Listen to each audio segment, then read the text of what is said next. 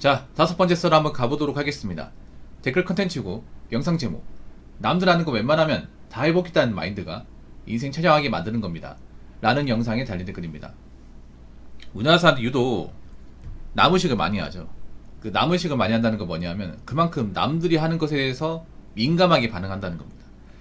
남들이 어떤 옷을 입는지, 어떤 헤어스타일을 하는지, 어떤 신발을 신는지, 어떤 것에 꽂혀 있는지, 어디를 갔다 왔는지, 어떤 음식을 먹는지, 어떤 작품을 좋아하는지, 어떤 영화를 보는지, 어떤 차를 보는지, 이런 거에 굉장히 좀 적극적으로 관심을 가진다는 거예요. 근데 이게 참 불쌍해 보입니다. 이게 안 좋아 보여요. 왜냐하면 인간이라는 게 생긴 게 다르잖아요. 맞잖아요, 여러분. 똑같이 태어난 사람 없잖아요. 닮은 사람 있어도.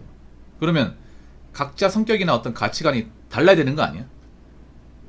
좋아하는 것도 달라야 되고, 추구하는 사람도 달라야 되고, 원하는 사람도 달라야 되는데, 어떻게 된 게 대한민국은 거의 다 똑같이 움직입니까? 기계처럼. 한국 사람들 보면 그래. 외국 사람들 보면 한국 사람들 뭔가 감정이 없는 사람 같다. 뭔가 이제 사람이 아니라 뭔가 똑같은 사람들, 비슷한 사람들끼리 이렇게 왔다 갔다 거린다. 특징이 없다. 이런 말 하거든요. 제가 봐도 그래. 그 막 어떻게 보면 좀 공통적인 어떤 그런 바운더리에서 안 벗어나려고 그러고, 그리고 뭔가 최신 유행하는 게 있으면 고민하지 않고 맹목적으로 따라합니다. 근데 저게 정말 안 좋아요. 왜냐하면 우리나라에서 뭔가 유행하는 것 중에 정상이 없어요. 개개인한테 유익한 게 없습니다. 그냥 돈 쓰게 만드는 거죠. 온라인상 유행하는 것 중에 제대로 된 게 하나도 없습니다. 근데 뭔가 그런 거 유행에 열광한 사람들 보면 생각이 있어서 따라하는 게 아니라 그냥 따라해요. 그냥. 그 따라하는 이유가 웃깁니다. 그거 안 하면 남들한테 무시받는다. 옛날 사람 취급받는다. 아니, 유행이라는 게 하고 안 하고 자유 아닙니까? 그렇지 않나요, 여러분? 그 트렌드라는 게 무조건 따라가라고 법으로 정해져 있습니까? 트렌드를 좋아하면 따라갈 수 있어요. 근데 안 한다고 해서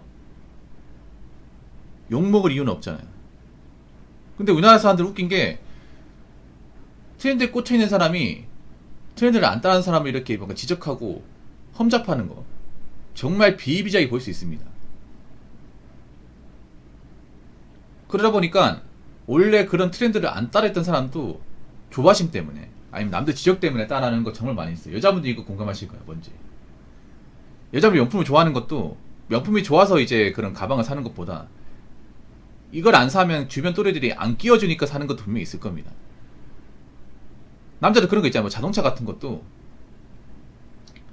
뭐 옛날 차면 괜히 막 무시하고 차 안 바꾸냐 이렇게 얘기하는 사람도 있어. 그 뭐 하는 겁니까 도대체? 자기들 뭐 잘났다고. 그리고 스마트폰 같은 것도 좀 약간 유행이 지난 거 있죠. 출시한 지 오래된 거. 그런 거 쓰면 야 그거 줘도 안 가지겠다. 야 그거 뭐 유튜브 볼 수 있냐? 게임은 되냐? 야 웬만하면 폰 좀 바꿔라. 뭐 이렇게 얘기하는 사람이 있어. 근데 폰 오래되면 사실 빡빡한 거 사실인데 여러분 한번 생각해봐. 내가 가진 물건을 바꾸고 안 바꾸고는 나 자신이 결정하는 거예요. 왜냐하면 소유권이 나한테 있잖아. 그렇지 않습니까? 내가 어떤 물건을 가지고 있건 어떤 옷을 입건 어떤 차를 몰건 간에 거기에 대한 최종 결정권은 나한테 있어요. 내가 알아서 할 문제입니다. 내가 알아서 할 문제인데 왜 남들이 나서냐 말이야 이게. 그 자기네들이 뭔데. 그래서 여러분 있잖아요. 어떻게 보면 참 안 좋은 겁니다. 남들한테 구색을 맞춘다는 거. 자꾸 거기 꽂혀있다는 건 안 좋은 겁니다. 왜냐하면 인생이 끌려다니거든요. 자꾸 정처 없이 끌려다녀. 자기 인생 못 살아요. 자기 인생 못 사는 사람들이 굉장히 많은 거야. 말로는 내 인생 산다, 내 인생 즐긴다고 얘기하지만 제대로 즐긴 사람이 없는 거야. 우리나라 사람들 죄송하지만 뭔가 즐긴다고 얘기하면 안 돼. 즐겨본 적이 없는데 무슨 즐긴다고 얘기하는 거야. 즐기는 게 어떤 건지 모르는데. 인생을 행복하게 살고 즐긴다는 건 제가 봤을 때는 그런 거예요. 남들이 하는 것에 맹목적으로 따라하지 않는 거. 남들의 간섭에 대해서 일방적으로 이용당하지 않는 것. 나 자신만의 어떤 그런 아이덴티티, 색깔을 찾는 것. 그런 것이 정말 중요하다고 생각합니다. 자, 댓글 한번 읽어보도록 하겠습니다. 앞으로 10년간 지금까지 못해본 거 강제로 하게 될 겁니다. 인생이 달달하지만 않아요. 쓴맛도 봐야죠. 그동안 그래도 편하게 지냈잖아요. 4060 앞으로 찐 실력을 검증받을 겁니다. 허세 문화의 찐 원조들이잖아요. 역대급 망언인 빚도 자산이라는 망언을 만든 세대니까요. 빚도 자산인지 봅시다. 몇 프로나 버티는지. 이제는 빚 없는 사람이 살기 좋은 세상이 오겠군요. 이게 원래 정상사회입니다. 사실 난 걱정되는 게 지금 대한민국 상황이 좋지 않습니다. 사실 매일같이 얘기하는 거예요. 근데 앞으로 매일같이 얘기할 겁니다. 예, 계속 여러분들한테 주의시킬 거예요. 왜냐? 몇 번을 강조해도 중요한 거기 때문에. 너무너무 중요해요. 일단 경제 상황이 안 좋다는 건 뭐예요? 앞으로 돈 없고 쪼리는 사람은 진짜 살기 빠듯하다는 얘기죠. 왜냐? 우리나라는 자본주의 사회에 살고 있잖아요. 자본이 그냥 단순한 돈이 아니라 이게 자원이자 자존심이자 생명이자 미래이자 살아가는 모든 것들을 대변하는 거예요. 그러면 자본이 없는 사람은 어떤 거예요? 자존심도 없고 자존감도 없고 멘탈도 떨어지고 삶의 의욕도 떨어지고 미래도 없고 한 치 앞을 장담할 수 없는 거 아니겠습니까? 근데 그런 사람들이 많아지는 거예요. 우리나라는 객관적으로 심각합니다. 어떻게 생각하냐면 점점 가계부채가 늘고 있습니다. 네, 감사합니다. 점점 집집마다 빚이 쌓이고 있습니다. 여러분, 빚은 어떤 겁니까? 반드시 갚아야 되죠. 근데 빚을 져놓고 못 갚는 사람들이 많이 생겨요. 요즘에 마통비 못 받는 사람도 많이 생기고, 그리고 이제 카드 리볼빙 빚도 점점 쌓이고 있다는 얘기입니다. 카드를 써놓고 카드 빚을 못 갚아가지고 돌려막기 하다가 점점 빚이 쌓이는 거예요. 오히려 2003년 카드 대란 때보다 지금이 더 심각한 것 같아요. 이게 한번 터질 겁니다, 분명히. 근데 아직 위험 감지 못하는 사람들이 많아요. 지금 안타까운 건 뭐냐 하면 젊은 사람 돈이 없어요. 돈이 많은 것 같아도 통장 잔고에 돈이 없어요.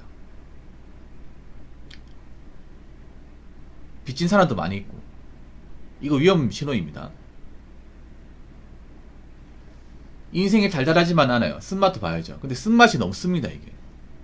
이 문제가 뭐냐 하면 쓴맛을 한 번도 봐본 적이 없는데 쓴맛을 보게 되면 주저앉습니다, 이게.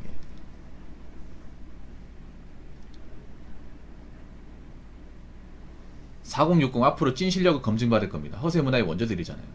사실 지금 아파트 연끌이 문제가 뭐냐면 사실 젊은 사람들은 아파트 연끌 하신 분들이 많지가 않아. 오히려 아파트 연끌은 영포티 분들이 많을 거예요. 영포티나 586 분들. 영포티가 많죠. 역대급 망언이 빚도 자산이라는 망언을 만든 세대. 참 웃긴 말이에요, 맞죠? 몇 번을 봐도 빚도 자산. 이게 한때 유행했었거든요. 한 3, 4년 전에. 근데 이 말을 하신 분들이 가장 힘들어요, 지금. 왜냐? 이 말에 입버릇처럼 다셨던 분들이 대부분 연끌하신 분들이거든요. 근데 연끌하신 분들이 지금 버거워요. 왜냐? 자기가 예상한 것보다 훨씬 더 많이 금리가 올라갔기 때문에. 불과 4년 전, 3년 전 연끌할 당시에는 금리가 낮았어요. 말도 안 돼 낮았어. 그래서 사람들이 부탁대고 이제 대출을 받은 거예요. 집값도 많이 올라가다 보니까 겁도 없이 대출 받는 거죠. 근데 문제는 지금부터 이제 겁도 없이 대출받은 이제 대가를 치르고 있죠. 왜냐? 금리가 이 정도로 올라갈 거 예상을 못한 거야. 예상했어야지.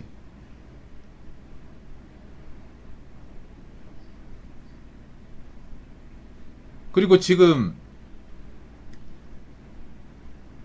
이제 아파트 원금 이자를 못 갚는 사람들 많거든요. 많아요. 점점 많아져요. 그래서 앞으로 예상컨대 아파트 경매 시장도 활발해질 겁니다. 지금 주담대 대출 받아놓고 은행에 이제 돈 입금 못 시키는 사람도 많이 있거든요. 은행도 참지 않아요. 한두 달 넘어갈 수 있지. 사정이 있나 보다. 이분도 힘드니까. 근데 몇 달 계속 연체되면 어떻게 돼요? 더 이상 받을 수 없죠. 은행이 거금 빌려줬는데 이 돈 안 주면 어떻게 받아낼 거 아니야. 그럼 어떻게 해야 돼요? 그분 살고 있는 집을 경매에 붙이는 수밖에.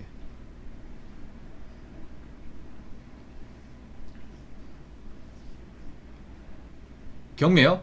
경매에 낙찰을 받는 사람도 대출받아서 경매에 뛰어드는 거 아닌가요? 네, 그런 사람도 있는데 현찰이 있는 사람도 있죠. 예. 맞아요. 대출받아서 하는 것도 있어요. 대출받아서. 근데 경매 낙찰받아도 문제가 뭐냐? 옛날처럼 막 경매로 있잖아요. 뭐 큰돈 많죠. 이런 것도 사실 요즘에 쉽지 않아요. 왜냐하면 요즘에 경매 매물이 많다는 얘기 뭐냐? 그만큼 가치가 떨어진 것들이 많은 거야. 그러니까 생각해보세요. 왜 경매까지 갔을까? 경매까지 가기 전에 분명히 그 해당 아파트 있잖아요. 부동산에 내놨을 거예요. 근데 안 팔리니까 그런 거야. 안 팔리니까.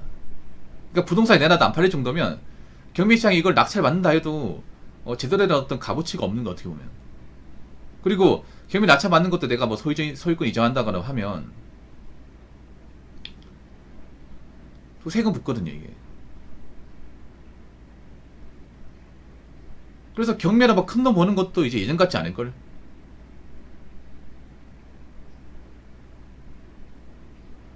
이제는 빚 없는 사람이 살기 좋은 세상이 오겠군요. 이게 원래 정상사회입니다. 예, 맞습니다. 그동안 우리나라가 좀 헛것에 빠졌습니다. 많은 사람들이. 능력도 안 되는 사람들이 대출받아서 집 사고, 차 사고, 뭐 명품 사고, 여행 가고. 말이 안 되죠, 여러분. 어느 나라에서 이렇게 있는 겁니까? 어느 나라에서. 그럼 전 세계에서 빚내가지고 뭐 생생낸 나라가 있습니까? 뭐 다른 나라 찾아보면 있겠지. 근데 우리나라만큼 아닐 거야. 부탁되고 빚냈으면 책임지셔야죠. 책임 못 지면 나락 가는 겁니다. 책임 못 지면. 앞으로 책임을 못 져서 지하세계 내려가신 분들 많을 거예요. 한번 지하세계 내려가면 못 올라옵니다. 무슨 말인지 아시겠죠? 자, 이상으로 5번째 썰 마치도록 하겠습니다.